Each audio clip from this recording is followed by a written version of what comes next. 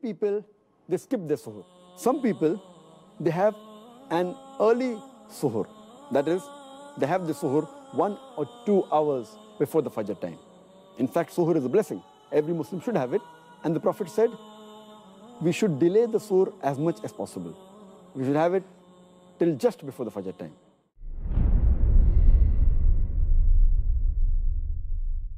When Ramadan comes along, some people act as if a food festival has come to town. We have this type of food and that type and this appetizer and that. And Ramadan is actually a month of fasting. That means that the month is not about eating. The month is actually about feeding the needy people, putting in the effort. The Prophet ﷺ said, whoever feeds a fasting person gets the reward of that fasting person with the same reward without taking away from that fasting person. So this Ramadan, don't focus so much on attending all these food festivals, focus on feeding the needy.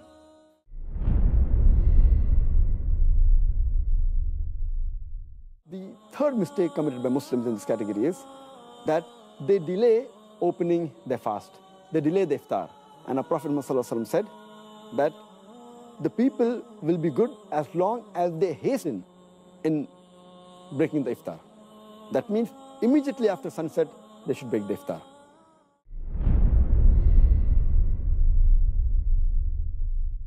Iftar parties are actually a very, very good thing as long as some conditions are met. It's very good because, alhamdulillah, in the month of Ramadan, you feed someone and subhanAllah, you get the reward of every single person that you have fed. And so I always say, iftar parties are actually good as long as the other acts of worship, or for example, our Taraweeh prayer or Maghrib prayer or Isha prayer, they're not suffering because of the iftar party. Or, subhanAllah, one of the problems with iftar parties is sometimes we'll commit sins during this iftar party. This subhanAllah goes against the whole spirit of the month of Ramadan, where we're supposed to cut out all sins. Obviously we cut out all sins in the whole year, but especially where we work extra hard in the month of Ramadan. So make sure that, have the iftar party. Alhamdulillah, make the intention that you're feeding your brothers and sisters. Make the intention that you are bringing people together. Make the intention that you are encouraging one another to do goodness. And all that are great reasons to have iftar parties. But just make sure that the iftar party is not causing you, like I said, delay your Maghrib or not pray Isha, or delay your Taraweeh or not pray Taraweeh at all.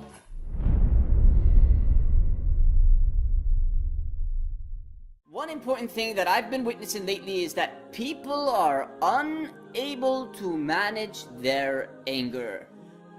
Now it's like they have a short temper or something, or it's because they can't have their cigarette or their coffee, so they just release their anger and become very furious at you and make you feel like it's the end of the world. Allahu Akbar. Now how can we solve this issue? We can solve this issue by knowing that when you do not control your anger in Ramadan, what happens? You are wounding your fast up. I'm not saying that it's not accepted. It may be accepted, but you're wounding it up. Just like when you bring a man and you start smacking him around until he has bruises all over his face and you see the blood everywhere and all that. Same thing with fasting. When you fast and you start getting angry at everybody, you are wounding your fasting up. Here in this case we say hold up, stop it, calm down, relax. Say A'udhu billahi minash shaitanir rajeem.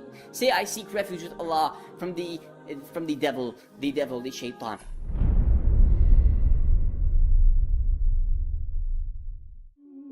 During the month of Ramadan, you will find the masjids completely packed out during Taraweeh prayers, which is amazing. But then, during the 5 daily prayers, you will notice the masjids are nowhere near as packed. Unfortunately, many people have mixed up their priorities. The fard, obligatory 5 daily prayers, have been put below the sunnah Taraweeh prayers. Although nobody can deny the importance of the Taraweeh prayers, which comes with an abundance of rewards and blessings, the 5 daily prayers will always be greater and above all the sunnah or optional prayers. So please, do not neglect your obligations this month.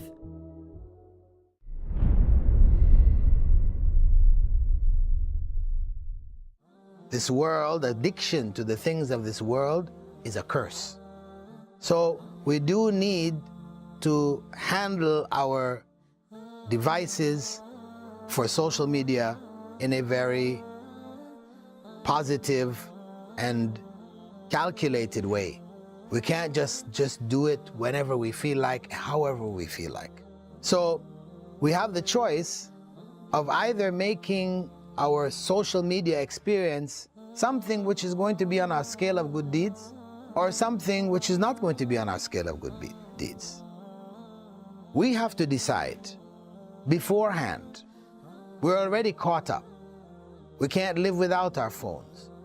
At least when we're going on the phones, we should be conscious of the impact which this phone has on ourselves as well as on others.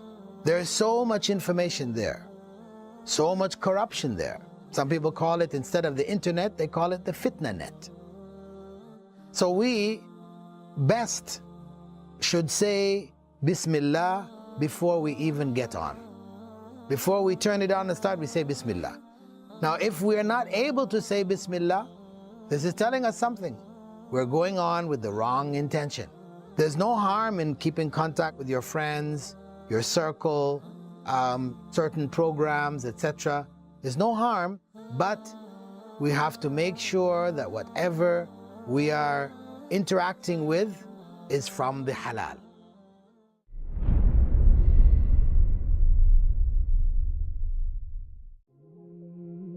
During Ramadan, many Muslims try to finish the Quran as fast as possible. Some people finish reciting it 2, 3, or even 5 times.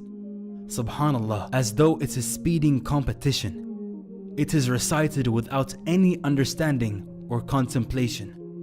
Although there is always benefit in reciting the verses of the Quran, there is a greater benefit in reciting with understanding, because the purpose of the Quran is to guide mankind. And how can we be guided if we don't take time to understand the verses? So make this the month you truly connect with the Quran.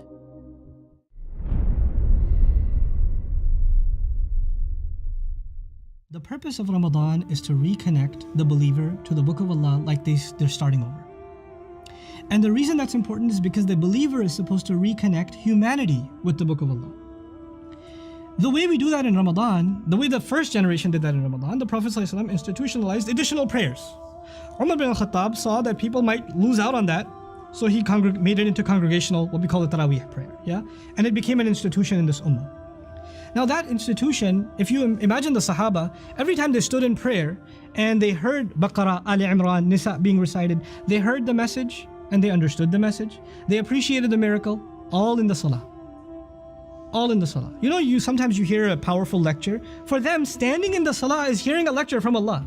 That's what it was. They were listening to a khutbah, a maw'idha from Allah when they're standing in prayer, yes?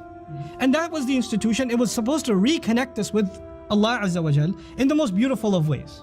Okay.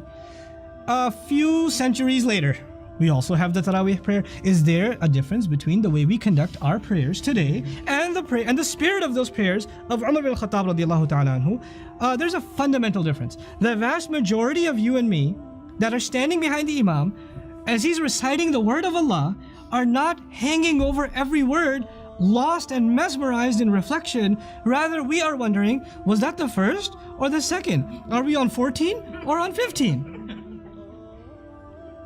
When is the ruku' coming? If the Imam takes so much as a long breath, you're like, and then he goes on to the next one, like, oh, okay. You know, some of my friends that lead Taraweeh, they're on purpose, when they get to Ayatul Kursi, they take a pause.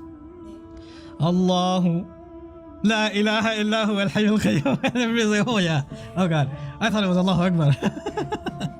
You know, what I'm trying to get at, besides the joke, is there's a tragedy in the ummah. This month was supposed to genuinely reconnect us with the guidance and the appreciation and the awe of the Quran, so it can separate right and wrong for us again. But today, our relationship with the Quran has been reduced to an artificial one, where we stand in prayer and the vast majority of us don't know what's being recited. We run after the best reciter and stand behind them and wonder why the person next to us is crying. And some people are crying because they don't understand. And that's a good thing. That's a beautiful thing by itself. But then there are just a few that understand and they're moved. Sometimes the Imam himself is moved. And then we're completely okay with the culture that even the one leading us in prayer has no idea what they're reciting. And we're okay with that. We're okay with that. We've accepted that as a tradition. Yeah? Is there something wrong with this? You see some problem? We have violated the spirit of Ramadan so badly on every account. On every account. And then on top of that, if you didn't finish the recitation of the entire Quran, that's why we got to speed it up in the last few days. And there's complaints about this reciter's reciting too slowly. Who cares about finishing the Quran in Ramadan? I'd rather we pray less, but pray with attention and pray with awe. Pray with understanding. Get some guidance for it. Reflect. That's what the spirit of this prayer was supposed to be.